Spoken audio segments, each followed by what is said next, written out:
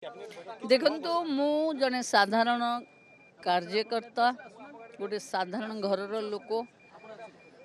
ମୋ ଦଳ ମୋତେ ଉପମୁଖ୍ୟମନ୍ତ୍ରୀ ଭାବେ ଦାୟିତ୍ୱ ଦେଇଛି।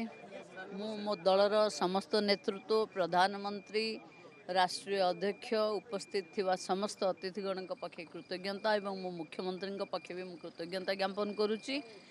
ଆଗକୁ ଆଜି କ୍ୟାବିନେଟ୍ରେ ଯାହା ନିଷ୍ପତ୍ତି ହେବ, ଏବେ କ୍ୟାବିନେଟ୍ ଅଛି, କ୍ୟାବିନେଟ୍ ଯାହା ନିଷ୍ପତ୍ତି କରିବ ତା ହେବ।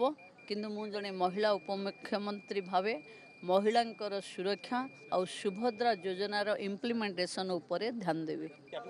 ଦେଖନ୍ତୁ ମୁଁ ଜଣେ ସାଧାରଣ କାର୍ଯ୍ୟକର୍ତ୍ତା ଗୋଟେ ସାଧାରଣ ଘରର ଲୋକ। ମୋ ଦଳ ମୋତେ ଉପମୁଖ୍ୟମନ୍ତ୍ରୀ ଭାବେ ଦାୟିତ୍ୱ ଦେଇଛି।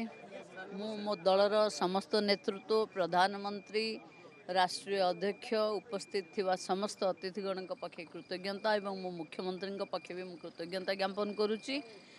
ଆଗକୁ ଆଜି କ୍ୟାବିନେଟ୍ରେ ଯାହା ନିଷ୍ପତ୍ତି ହେବ, ଏବେ କ୍ୟାବିନେଟ୍ ଅଛି, କ୍ୟାବିନେଟ୍ ଯାହା ନିଷ୍ପତ୍ତି କରିବ ତା ହେବ। କିନ୍ତୁ ମୁଁ ଜଣେ ମହିଳା ଉପମୁଖ୍ୟମନ୍ତ୍ରୀ ଭାବେ ମହିଳାଙ୍କର ସୁରକ୍ଷା ଆଉ ସୁଭଦ୍ରା ଯୋଜନାର ଇମ୍ପ୍ଲିମେଣ୍ଟେସନ୍ ଉପରେ ଧ୍ୟାନ ଦେବି।